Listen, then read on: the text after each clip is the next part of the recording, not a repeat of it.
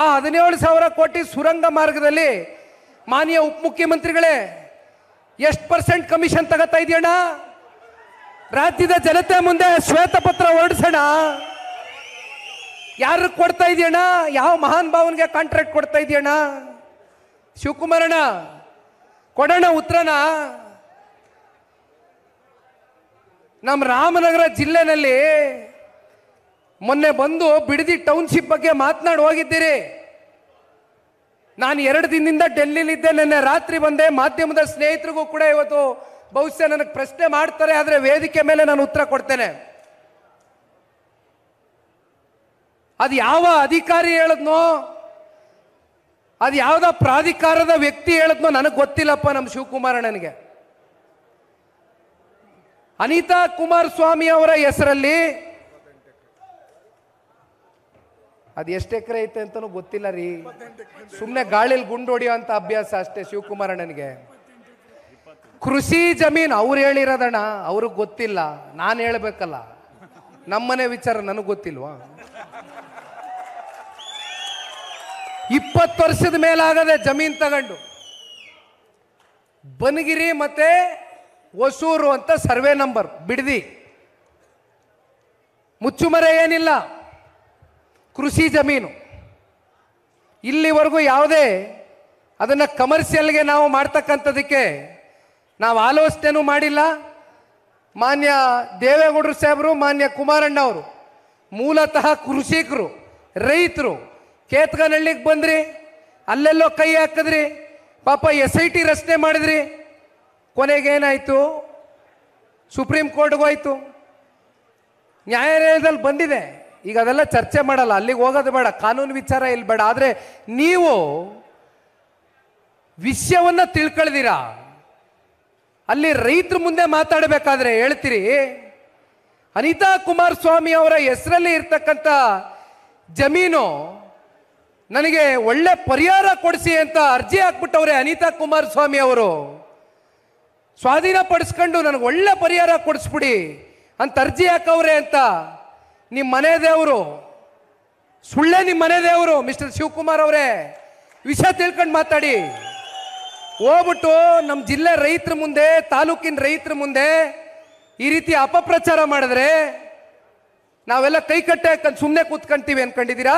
ಶಿವಕುಮಾರ್ ಅವರೇ, ನೀವು ಹೇಳ್ದಂಗೆ ಇವತ್ತು ವೇದಿಕೆ ಮೇಲೆ ನಿಮ್ಗೊಂದು ಸವಾಲನ್ನು ಹಾಕ್ತೇನೆ. ನನ್ನ ತಾಯಿ ಶ್ರೀಮತಿ ಅನಿತಾ ಕುಮಾರಸ್ವಾಮಿ ಅವರು ನನಗೇನಾದ್ರೂ ಪರಿಹಾರ ಕೊಡಿ ಆ ಜಮೀನಿಗೆ ಅಂತಕ್ಕಂಥ ಅರ್ಜಿಯನ್ನು ಅವ್ರು ಏನಾದರೂ ಸಲ್ಲಿಸಿದ್ರೆ ಎಷ್ಟು ಜಮೀನಿದೆಯೋ ಅಷ್ಟೂ ಜಮೀನನ್ನ ಆ ತಾಲೂಕಿನಲ್ಲಿ ಇರ್ತಕ್ಕಂಥ ಬಡವರಿಗೆ, ರೈತರಿಗೆ ದಾನ ಮಾಡ್ತೇವೆ. ಇವತ್ತೇ ಹೇಳ್ತಾ ಇದ್ದೇನೆ, ದಾನ ಮಾಡ್ತೇವೆ. ಸಾರ್ವಜನಿಕರ ಅನುಕೂಲಕ್ಕೆ ಧಾರಾಳವಾಗಿ ಕೊಡ್ತೇನೆ. ಆ ಹೃದಯ ವೈಶಾಲ್ಯತೆ ಸನ್ಮಾನ್ಯ ಕುಮಾರಣ್ಣ ಅವರಲ್ಲಿದೆ. ನಾವು ಯಾವುದೇ ಎಜುಕೇಶನಲ್ ಇನ್ಸ್ಟಿಟ್ಯೂಷನ್ ಕಟ್ಕೊಂಡಿಲ್ಲ, ನಾವು ಯಾವುದೇ ದೊಡ್ಡ ದೊಡ್ಡ ಮಾಲ್ಗಳು ಕಟ್ಕೊಂಡಿಲ್ಲ ಸ್ವಾಮಿ. ಕಂಡವ್ರ ಜಮೀನಿಗೆ ಹೋಗ್ಬಿಟ್ಟು ಏನೇನಾಗಿದೆ ಇದೆಲ್ಲ ಇಲ್ಲಿ ಮಾತಾಡಲ್ಲ. ನಾನು ರಾಮನಗರದಲ್ಲಿ ಮಾತಾಡಕ್ಕೆ ಬಹಳ ವಿಚಾರಗಳಿದೆ. ಆದರೆ ರಾಮನಗರ ಜಿಲ್ಲೆಯಲ್ಲಿ 4 ಜನ ಶಾಸಕರನ್ನ ನೀವು ಇಟ್ಕೊಂಡಿದ್ದೀರಲ್ಲ ಸ್ವಾಮಿ. ಇವತ್ತು ಎಷ್ಟು ಜನ ಹೋದ್ರಿ ಬಿಡದಿ ಟೌನ್ಶಿಪ್ ವಿಚಾರವಾಗಿ? 4 ಜನ ಶಾಸಕರೇ, ಕಾಂಗ್ರೆಸ್ನ ಶಿವಕುಮಾರ್ ಅವರ ಆಪ್ತ ಬಳಗದ ಶಾಸಕರೇ. ಎಷ್ಟು ಜನ ಹೋಗಿ ಇವತ್ತು ರೈತರ ಜೊತೆ ನಿಂತ್ಕೊಂಡು ಏನು ನಿಮ್ಮ ಕಷ್ಟ, ಬಿಡದಿ ಟೌನ್ಶಿಪ್ಗೆ ನಿಮ್ಮೆಲ್ಲರ ಸಹಮತ ಇದೆಯಾ, ಒಪ್ಪಿಗೆ ಇದೆಯಾ ಕೇಳಿದ್ರ ಸ್ವಾಮಿ? ಯಾರಾದರೂ ರೈತರ ಮನೆಗೆ ಯಾರಾದರೂ ಹೋಗಿದ್ರೇನ್ರಿ?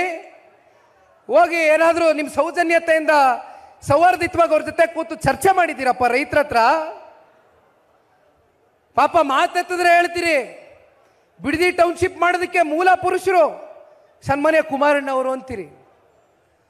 ಹೌದಪ್ಪ, ಕುಮಾರಣ್ಣ ಅವರು ಮೊದಲನೇ ಬಾರಿ ಮುಖ್ಯಮಂತ್ರಿ ಆದಾಗ ಬಿಡದಿಯಲ್ಲಿ ಟೌನ್ಶಿಪ್ ಮಾಡ್ತಕ್ಕಂಥದ್ದಷ್ಟೇ ಅಲ್ಲ, ಬೆಂಗಳೂರು ನಗರ ಬಹಳ ದೊಡ್ಡದಾಗೆ ಬೆಳೀತಾ ಇದೆ. 4 ಭಾಗದಲ್ಲೂ ಕೂಡ ಬೆಂಗಳೂರು ನಗರಕ್ಕೆ ಅವತ್ತೇ BBMP ರಚನೆ ಆಗಿದ್ದು, ಅವತ್ತೇ 110 ಹಳ್ಳಿನ ಜೋಡಣೆ ಮಾಡಿದ್ದು, BBMPಗೆ ಸೇರಿಸಿದ್ದು ಕುಮಾರಣ್ಣ ಅವರು. ಅಲ್ಲೆಲ್ಲೋ ರಾಮನಗರಕ್ಕೆ ಬರ್ತೀರಿ, ರಾಮನಗರ ಜಿಲ್ಲೆ ಬದಲಾವಣೆ ಮಾಡ್ಬಿಡೋದು. ಯಾಕೆ? ಓಹೋ, ಕುಮಾರಣ್ಣ ಘೋಷಣೆ ಮಾಡಿಬಿಟ್ಟವ್ರೆ, ನಾನು ಮತ್ತೆ ಹೇಗೆ ಅಧಿಕಾರದಲ್ಲಿದ್ದಾಗ ಮೀಸೆತ್ತಿರ್ಬೋದು, ನಾನು ಅದಕ್ಕೆ ಇನ್ನೊಂದು ನಾಮಕರಣ ಮಾಡಿಬಿಟ್ರೆ ನಾ ಗೆದ್ದೆ ಅಂತ. ಹಂಗೆ ಪಾಪ ಬೆಂಗಳೂರಿಗೆ ಬಂದವ್ರೆ, BBMP ಹೋಗಿ ಇವತ್ತು GBA ಗ್ರೇಟರ್ ಬ್ಯಾಂಗ್ಳೂರ್ ಅಥಾರಿಟಿ 5 ವಿಭಾಗ. ಅಲ್ಲಿ ನೋಡಿ ಹೇಳ್ತಾರೆ, ಬುದ್ಧಿವಂತರು ಎಲ್ಲ ಪ್ರಜ್ಞಾವಂತರಿದ್ದೀರಿ. 5 ವಿಭಾಗ ಯಾವ ಪುರುಷಾರ್ಥಕ್ಕೆ ಮಾಡ್ತಾ ಇದ್ದೀರಿ ಸ್ವಾಮಿ? 5 ವಿಭಾಗನಾ? ಓಹೋ, ವಿಕೇಂದ್ರೀಕೃತ ಅಧಿಕಾರ, ಆಡಳಿತ ವಿಕೇಂದ್ರೀಕೃತ. ಅದೇ ನಿಮ್ಮ ಮನೆ ಜೇಬಿಗೆ ದುಡ್ಡನ್ನು ಭರ್ತಿ ಮಾಡ್ಕೊಳ್ಳೋದಕ್ಕೆ, ರಿಯಲ್ ಎಸ್ಟೇಟ್ ದಂಧೆಕೋರನ್ನ ಇಟ್ಕೊಂಡು ಮತ್ತಷ್ಟು ದಂಧೆ ನಡೆಸೋದಕ್ಕೆ 5 ವಿಭಾಗ ಮಾಡಿ, ಅದಕ್ಕೆ ಮತ್ತೆ ಪುನರ್ನ ಹೆಸರು ಕೊಟ್ಟು GBA ಗ್ರೇಟರ್ ಬೆಂಗಳೂರು ಅಥಾರಿಟಿ. ಒಂದು ಟೈಮಲ್ಲಿ ಬೆಂಗಳೂರು ನಗರಕ್ಕೆ ಸಿಲಿಕಾನ್ ಸಿಟಿ ಅಂತ ಇದ್ರು, ಸಿಲಿಕಾನ್ ಸಿಟಿ. ಈಗೇನಂತ ಕರೀತಾರೆ? Garbage city. ಎಲ್ಲಿ ನೋಡಿದ್ರು ಕಸಗಳು. ಮೊದಲು ಕಸ ಎತ್ತಕ್ಕಂಥ ಕೆಲಸ ಮಾಡಿ ಅಲ್ಲೆಲ್ಲೋ ಹೋಗ್ಬಿಟ್ಟು ಟೌನ್ ಹಾಲ್ ಹತ್ರ ಸಿಟಿ ಮಾರ್ಕೆಟ್ ಏನಣ್ಣ, ಅಲ್ಲಿ ಪ್ರಾಧಿಕಾರ ಬರ್ತಾರೆ, ಅದು ಕಚೇರಿ GB ಅದು. ಆ ಸಿಟಿ ಮಾರ್ಕೆಟ್ ಹತ್ರ ಕಸ ಇವತ್ತು ಎತ್ತದಿರ ಯಾವ ರೀತಿ ಇದೆ ಅಂತಕ್ಕಂಥದ್ದು ಅದು ನೋಡಿ ಅಲ್ಲೆಲ್ಲೋ ಕಚೇರಿ ಮಾಡೋದಿರಲಿ, ಕಸ ಎತ್ತಿ ಮೊದಲು. ನೀವೆಲ್ಲಿ ಕಚೇರಿ ಮಾಡ್ತಾ ಇದ್ದೀರಲ್ಲ ಪಾಪ, GBA ಕಚೇರಿ, ಮೊದಲು ಕಸ ಎತ್ತಿ. ಸುಮ್ಮನೆ ನಿಮ್ಮ ರಾಜಕಾರಣದ ಲೆಕ್ಕಾಚಾರಕ್ಕೋಸ್ಕರ ನೀವು BBMP ಇತ್ಕೊಂಡಿದ್ದನ್ನ ಗ್ರೇಟರ್ ಬೆಂಗಳೂರು ಅಥಾರಿಟಿ ಮಾಡಿಬಿಟ್ರೆ ಏನು ಬೆಂಗಳೂರು ನಗರ ಅಭಿವೃದ್ಧಿ ಕಂಡುಬಿಡ್ತದ? ಕಳೆದ 2 ವರ್ಷದಿಂದ 2.25 ಲಕ್ಷ ಕೋಟಿ ಸಾಲ ಮಾಡಿರ್ತಕ್ಕಂಥದ್ದು ರಾಜ್ಯ ಸರ್ಕಾರ. ಏನು ಹೇಳ್ತೀರಿ ಮಾತೆತ್ತಿದ್ರೆ? CAG ಒಂದು ವರದಿ ಕೊಟ್ಟಿದೆ, CAG ರಿಪೋರ್ಟ್ ಬಂದಿದೆ. ಕರ್ನಾಟಕ ರಾಜ್ಯದ ಆರ್ಥಿಕ ಪರಿಸ್ಥಿತಿ ಸ್ಥಿತಿಗತಿಗಳ ಬಗ್ಗೆ ಒಂದು ರಿಪೋರ್ಟ್ ಅನ್ನು ಮಾಡಿದ್ದಾರೆ. ಈಗಾಗಲೇ 7.25 ಲಕ್ಷ ಕೋಟಿ ದಡಿ ದಾಟ್ ಆಗೋಗಿದೆ ಸಾಲ. ನೀವು ಬಂದ ಮೇಲೆ 2 ವರ್ಷದಲ್ಲಿ ಪ್ರತಿ ವರ್ಷ 1 ಲಕ್ಷ ಕೋಟಿ ಮಾಡಿದ್ದೀರಿ. ಯಾವ ಪುರುಷಾರ್ಥಕ್ಕೋಸ್ಕರ ಮಾಡಿದ್ದೀರಿ ಸ್ವಾಮಿ? ಇಲ್ಲೆಲ್ಲರೂ ಒಂದು 10 ರೂಪಾಯಿ ಅಭಿವೃದ್ಧಿ ಆಗಿದೆ ಅಂತಕ್ಕಂಥದ್ದನ್ನ ತೋರಿಸ್ಲಿಕ್ಕೆ ಆಗ್ತದ? 224 ಕ್ಷೇತ್ರದ ಬಿಟ್ಬಿಡಪ್ಪ, ಆಯ್ತು, ಭಾರತೀಯ ಜನತಾ ಪಾರ್ಟಿಯವ್ರನ್ನು ಸೈಡ್ಗಿಡುವ, ಜನತಾ ದಳದವ್ರನ್ನು ಸೈಡ್ಗಿಡುವ. ಕಾಂಗ್ರೆಸ್ನ ಶಾಸಕರಿಗೆ ಎಷ್ಟು ಕೋಟಿ ಅನುದಾನ ನೀವು ಕಳೆದ 2.25 ವರ್ಷದಲ್ಲಿ ಕೊಡಕ್ಕಾಗಿದೆ ಅಭಿವೃದ್ಧಿಗೆ? ಈ ಶ್ವೇತಪತ್ರ ಹೊರಡಿಸ್ಲಿಕ್ಕೆ ಸಾಧ್ಯವಾ? ಕಾಂಗ್ರೆಸ್ನವರು ಹೊರಡಿಸಿ, ವೈಟ್ ಪೇಪರ್ ಮೇಲೆ ಆದೇಶ ಮಾಡಿ, ಅದೇನೇ ನಿರ್ಣಯ ತಗೊಂಡಿದ್ದೀರಿ, ಯಾರ್ಯಾರಿಗೆ ಎಷ್ಟೆಷ್ಟು ಕೊಟ್ಟಿದ್ದೀರಿ ಈ ರಾಜ್ಯದ ಅಭಿವೃದ್ಧಿ ಹೆಸರಿನಲ್ಲಿ. ಈಗ ಹೊಸ್ದಾಗದು ಎಂಥದೋ ಮಾಧ್ಯಮ ಸ್ನೇಹಿತರು ಅದು ಪ್ರಶ್ನೆ ಕೇಳ್ತಾರೆ. ಈಗ ಬ್ಯಾಲೆಟ್ ಪೇಪರು ಎಲ್ಗೋಯ್ತಾ ಇದ್ದೀವಣ್ಣ ನಾವು? ಅನಾದಿ ಕಾಲಕ್ಕೆ ಹೋಗ್ಬೇಕಾ? ಅದೇ ಕೇಂದ್ರದಲ್ಲಿ UPA ಸರ್ಕಾರ ಬಂತಲ್ಲ, ನಿಮ್ಮ ಕಾಂಗ್ರೆಸ್ನ UPA ಸರ್ಕಾರ, 2 ಟರ್ಮು ನೀವೇ ಆಡಳಿತ ಮಾಡಿದ್ರಲ್ಲ, ಹಾಗೇನು ಬ್ಯಾಲೆಟ್ ಪೇಪರ್ ಇಟ್ಕೊಂಡು ಬಂದಿದ್ರಾ? ಸರ್ಕಾರ ರಚನೆ ಮಾಡಿದ್ರಾ?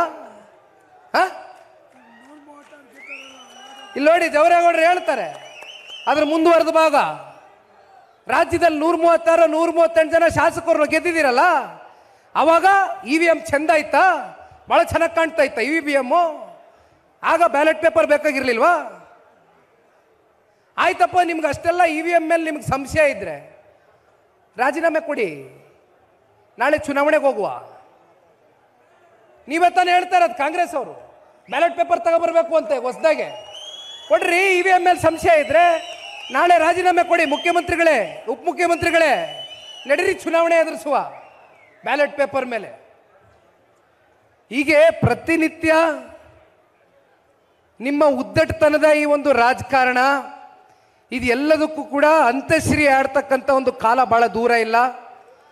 ಈ ರಾಜ್ಯದ 7.5 ಕೋಟಿ ಕನ್ನಡಿಗರು, ಅಲ್ಲಿ ನೋಡಿದ್ರೆ ಕಲ್ಯಾಣ ಕರ್ನಾಟಕ ಭಾಗದಲ್ಲಿ, ಮಲೆನಾಡು ಪ್ರದೇಶದಲ್ಲಿ ದೊಡ್ಡ ಮಟ್ಟದಲ್ಲಿ ಧಾರಾಕಾರವಾಗಿ ಮಳೆ ಆಗಿದೆ, ಅತಿವೃಷ್ಟಿಯಾಗಿದೆ. ಇಲ್ಲಿಯವರೆಗೂ ಯಾರು ಜಿಲ್ಲೆಯ ಉಸ್ತುವಾರಿ ಮಂತ್ರಿಗಳು ನೆರೆ ಪ್ರದೇಶಕ್ಕೆ ಭೇಟಿ ಕೊಟ್ಟಿಲ್ಲ.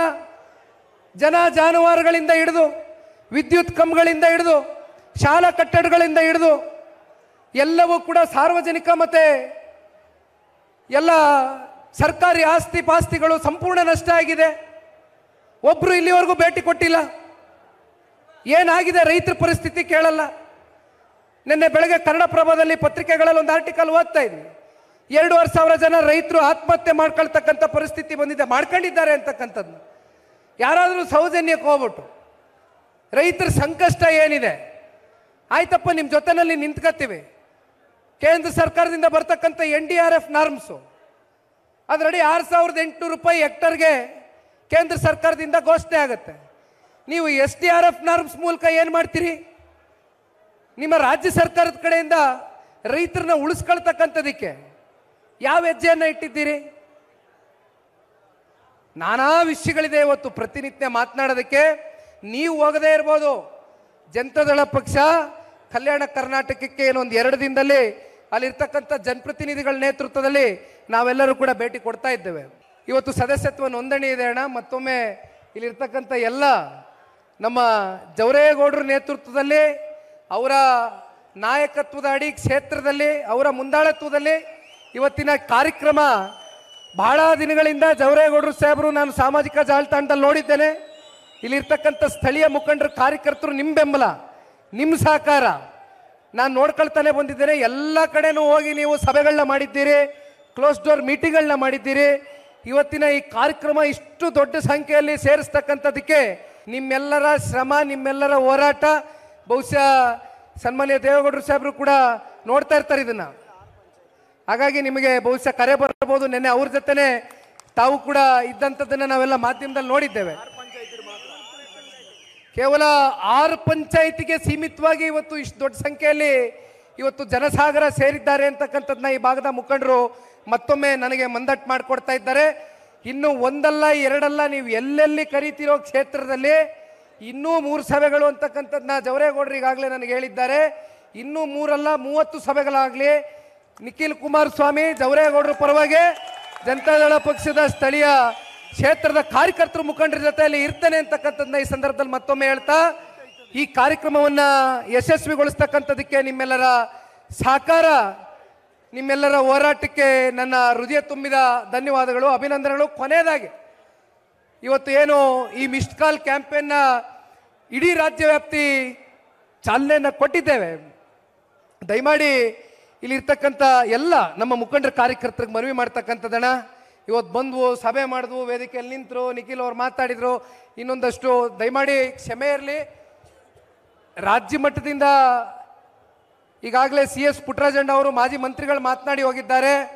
ಮತ್ತು HK ಕುಮಾರಸ್ವಾಮಣ್ಣ ಅವರು ಸಕಲೇಶ್ಪುರದಿಂದ ಬಹಳ ದೂರದಿಂದ ಜವರೇಗೌಡರು ಕರೆದ್ರು ಅಂತ ಅವರು ಕೂಡ ಆಗಮಿಸಿದ್ದಾರೆ.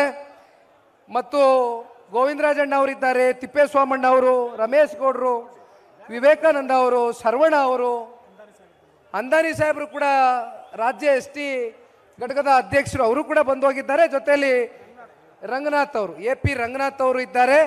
ಮತ್ತೆ ವೇದಿಕೆ ಮೇಲೆ ಇರ್ತಕ್ಕಂಥವ್ರು ಎಲ್ಲರೂ ಕೂಡ